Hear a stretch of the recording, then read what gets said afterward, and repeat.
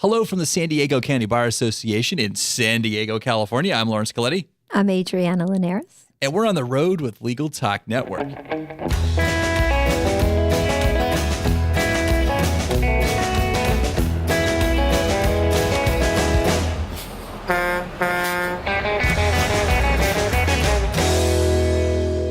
And we're back. I am here with our good pal, Adriana Linares. It's been a little while. How are you doing? I'm doing good, Laurence. Thanks for asking. We are in one of the country's most beautiful cities right now, and apparently we are following you on another adventure like we commonly do. Yeah, that's a good way to put it. And so where are we exactly? What's going on here? Well, we're at the San Diego County Bar Association, which happens to be also one of the most beautiful bar association offices I've ever been in or seen. And here we are. It is very aesthetically pleasing. I have to say that when I walked in, just the general vibe in here was positive. Just from like the front door all the way through, it was very nice here. From what I understand, I'm still kind of new. I guess that's what we're going to talk about in a minute. Their goal was to build a different type of bar association. So there's a great lounge, the member lounge. When you walk in, what you and I are talking about is when you walk in, is a receptionist desk, but then in front of you, there's just this wide open space with couches and chairs and meeting rooms all around and a member lounge. And it's great. It's really beautiful, and it overlooks the city, and you can see some of the water, and it's really a nice place to come and get to work. You know, I noticed the very fine pizza that was up there because I was really hungry. And not only was there pizza, but there were these cookies that were distributed today by some place called Mr. Biff's or O Biff's or something about a Biff. Mr. Biff's. Which were, and I'm not a big sweets and cookie eater, but I ate some and they are the most delicious cookies I've ever had. So thank you. All right. Karen Core, coordinator of the San Diego Bar Association's cookie orders. She's just making sure everybody's well fed. Yes. All right. So why are we here? You know, I hear that you've got a new position here at the San Diego County Bar Association, and it's called the Member Technology Officer. So I guess the obvious question, what is that? Yeah, that's so cool. So, right, that's why we're here. We're going to record a couple of podcasts. It's one of the projects I'm working on in my new role as the MTO. It's pretty cool. So the Bar Association leadership decided that at some point they decided they needed to put a little more emphasis on helping members with technology, which of course, come on, if anybody ever listens to the podcasts I'm on or I host, you know that I'm a big proponent of technology competence for lawyers. So they put out a job position opening for a member technology officer. And I live in Orlando and New Orleans. So, you know, I'm literally on the other side of the coast. And I can't remember how this job posting landed in my inbox, but I saw it and I read it and I thought, oh, wow. That's awesome. That's like my dream job. And it came down to they were looking for somebody who would make themselves available on a regular basis to help lawyers and law firms that are members as a member service. By the way, the members aren't paying for any of this. Someone to call up and talk to about technology decisions and technology questions. And so I saw the job description. I thought, oh man, that's totally my dream job. But I don't really want to move to San Diego. I can't move to San Diego. And I have a consulting company and I, kind of like my life. But at the very bottom of the job description, it said, will consider part-time for the right experience. I mean, talk about the fine print. And I looked at that and I thought, you know what? I'm just going to send an email. And I'm going to ask. I'm going to say, hey, emiller@sdcba.org. I didn't know who I was emailing. I'm going to email this person and say, I saw your job posting. I'm a consultant. I have this world out here, but I see that you would consider a part-time. I'm wondering if you would consider an outsourced consultant or contractor for this job. And I thought for sure he or she, which as it turns out is a she named Ellen Miller, was the executive director of the bar here, replied back and said, that's interesting. What would that look like? And then I thought, I don't know. Wow. She didn't say no way, like I would think that most bar associations would. So I gave her some ideas and I said, well, this day and age, most of your members probably aren't coming into the bar. And if you did have someone in the bar, chances are that much of their work would be talking to members and working with members over the internet and through the phone and through email anyway. So I'm just wondering if there's a fit and a role for that. And she took that idea, she and I finessed the idea a little bit more, and she took the idea to the leadership board and to the technology committee.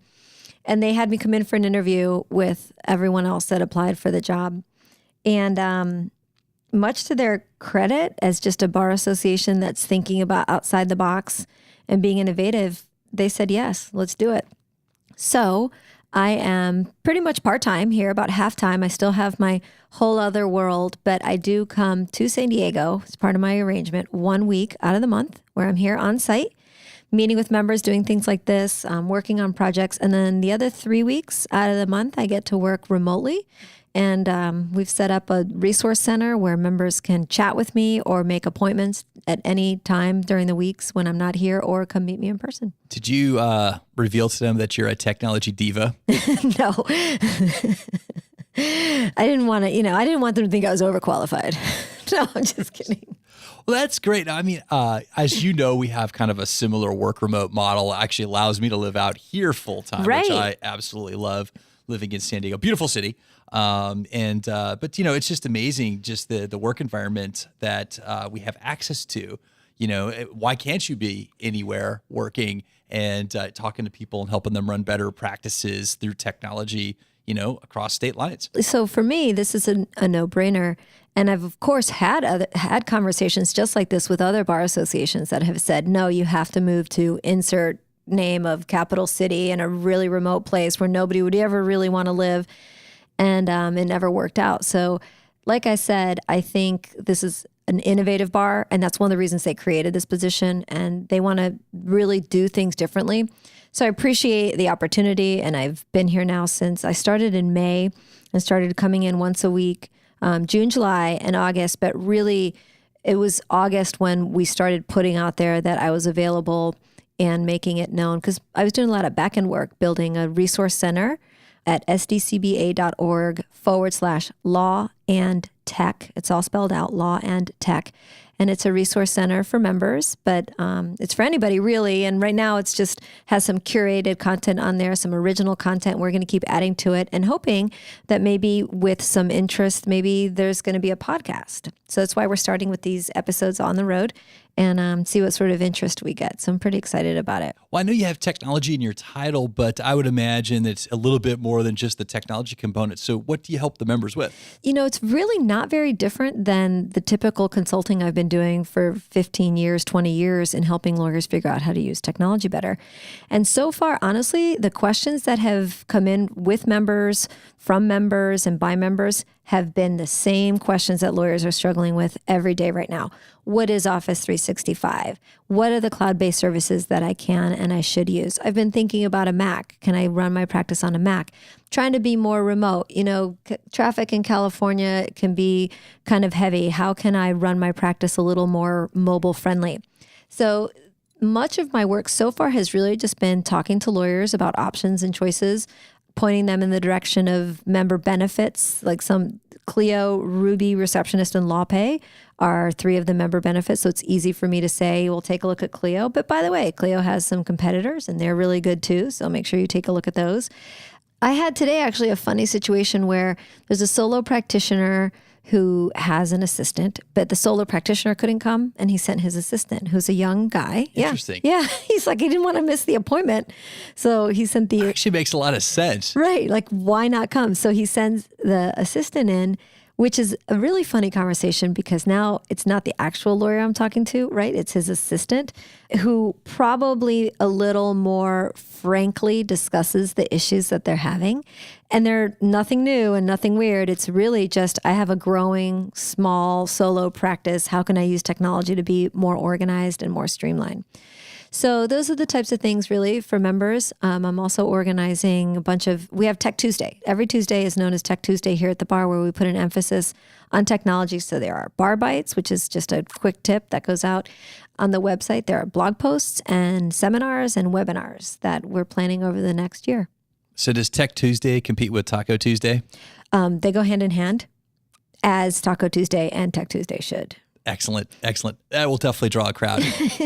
Without a doubt. So one of the things I've been observing recently, just in the professional world, is that people are staying in their fields a little bit longer. So they've, I don't know if it's related to recession or what, but their horizon for retirement got pushed back a few years. And so they're kind of faced with these choices where, do I innovate or do I retire? I've been hearing this. I've been having this conversation in our travels with not just attorneys, but also some doctor friends that I know. And so I just wanted to kind of get back to that. So are you helping people that are coming at this from a totally blank slate? They're like, I am doing the least. I am basically using a sundial to tell time. I am reading hieroglyphics in the cave. My practices definitely needs an update. So where is, I guess, the most primitive starting point from a technology sense that you're starting from? So it's a little mix. Today I talked, actually you and I together had on New Solo a member who is a young lawyer just starting and figuring out how to use technology. And then a couple of days ago, I had a gentleman come in who basically said that same thing to me. He says, I'm such and such years old, and maybe people will look at me and think I should be retiring. He goes, but I'm not ready to retire. I just do want to be able to be a little bit more mobile. And he had been using a practice management program, which I've never heard of. It was very obscure. And did it use carbon paper? No, it was actually, it was an actual practice management program, except it's not cloud-based. Anyway, it was a very funny conversation because let's pretend that it was called John's practice management system. Apparently, when you call support, John answers. And he wasn't complaining. He liked it. And, he said it served its purpose, but I really need an app on my phone and I really need it to be more mobile. And it comes with a lot of support requirements because it's a program that requires updates and stuff. So to answer your question, there's obviously a lot of young lawyers, but there are most certainly a lot of professionals who, like you said, aren't going to retire soon. Maybe they don't want to retire. And they have an interest in using technology just to make their lives easier. So what you're saying is that there's really no question that's too beginner level for you. You're happy to talk with everybody who comes in. And so don't be embarrassed if you feel like that you haven't implemented enough technology. Nothing to be ashamed of. Come down and talk with us. Exactly. There is no stupid question except the one that goes unasked. I think that's the saying. And exactly. And the truth is, most of the conversations I expect to have here aren't going to be any different than the conversations I have with lawyers outside the Bar Association. And they do definitely range. I certainly enjoy conversation with lawyers who have been using technology to the hilt, and they're either looking for the next best thing or they're looking to solve some obscure problem. Like I had a lawyer email me yesterday. We did an Excel webinar on Tuesday. She emailed me afterwards. And she said, I was wondering, is there any way I can export Gmails to Excel? I have a need for that. And I thought, well, there must be a way. And my brain kind of, did the Spidey thing. And I said, well, that seems like a job for Zapier. So I went to Zapier.com and I found exactly what she was looking for. And so the point there is, could she have Googled that? Probably. Would she have Googled exactly the right term to find that? Probably, maybe. Could she ask me? And I kind of knew exactly where to look and had an idea and saved her the time and just sent her the link back and said, oh my gosh, here's exactly what you were looking for. I didn't know it existed either, but at least I have a bigger sort of knowledge pool to dive into to make researching the things that even I don't know to answer for lawyers, because I can't answer every question, a little bit easier for them. So I appreciate those questions. That was fun and easy. So we talked a little bit about some of the issues that you handle with the members, but where's the boundary? So what things are you not handling? Oh yeah, that's a good question. So I probably won't go to a member's house to set up their Wi-Fi. You don't do that? No. I don't even set up my own Wi-Fi, right? I have people. Doesn't everybody have people? One of the things I want to make sure is very clear is I'm not an emergency support service. So if you get a virus or you have a document that's corrupted and a filing is due in 5 minutes, this is probably not the right place to come looking for help, because this is more of a proactive than a reactive support center for members. So I think that's an important thing for members to know. I'm always happy to answer any question. I just don't want emergencies coming at us. And then, anyone expecting that we're 24/7 tech support. But every law firm and lawyer should certainly have in their directory of contacts that service. It's an important service to have. Excellent. Well, so in addition to helping the members with the technology questions, I know you're working on some other projects here. So what are those? So we've got a lot of things in the hopper. The Law Plus Tech Resource Center has probably been my biggest focus, and that's just creating a place where members can find guides and resources and news and information about legal technology. So the technology committee had identified prior to my joining the bar 4 specific areas of focus that they wanted the resource center to be broken into. So when you visit the resource center, you'll see ESI and e-discovery as the first or one of the main topics, trial, practice, and litigation topics, technology and practice management, and technology and ethics. And I think one of the other things we want to emphasize is this is not where you're going to go to find the ethics committee's opinions on everyday ethics. It's very specifically geared toward the use of technology and ethical considerations in the practice of law.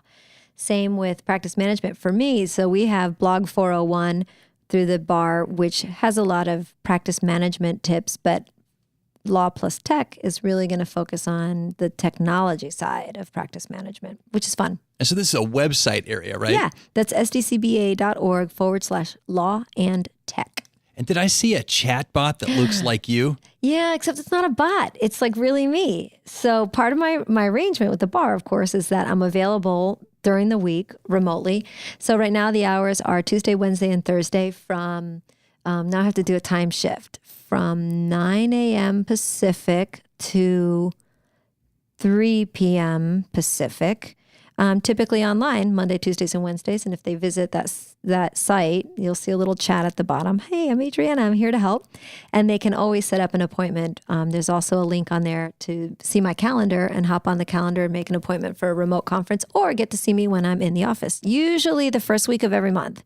It moves a little bit. It's going to have to because sometimes there are holidays or big events like Clio next month, the Clio Cloud Conference I plan to be at. So we're going to move my week in the office up, I think. But there's a calendar also that shows when I'm actually in the office and when I'm available remote.